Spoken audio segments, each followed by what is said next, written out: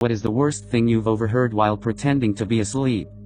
My father, telling my mother, that sometimes he just wanted to blank me. I was 5 years old when I overheard this. Being that my dad was a drinker, and full of rage, I believed him, and lived my entire childhood believing he was going to blank me. My walls were thin. I could hear almost anything. My parents argued in what they thought was a quiet voice, about divorce. Then, my dad says, "You can keep the kid. He annoys the F out of me." The next week they told me and signed the papers. My mom and I were sharing a hotel room on a trip, and unfortunately, only had one bed, so we had to share that too. As I was trying to fall asleep, I kept hearing the text tone from my mom's phone going off and her giggling.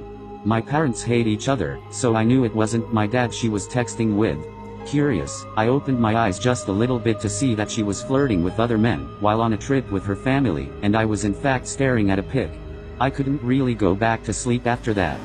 When I was around 8 years old, I was supposed to be asleep, but I snuck downstairs to get milk or something. I heard talking going on downstairs, so I stood still and listened. My mom was talking to my brother about how much of a problem I was and how she hated me. She always liked my brother more. I just silently crept back upstairs and cried myself to sleep. Good times.